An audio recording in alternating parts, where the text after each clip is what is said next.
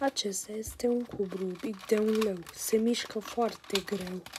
Puteți găsi în orice piață.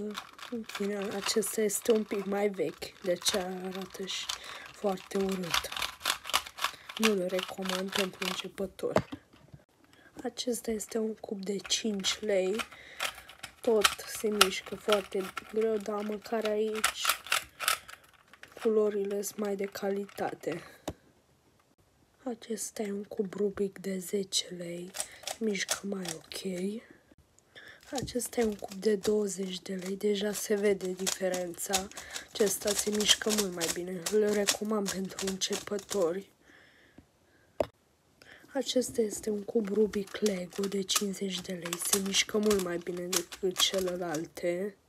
Iar acesta este un cub profesional de viteză care a costat 200 de lei. El se conectează la smartphone.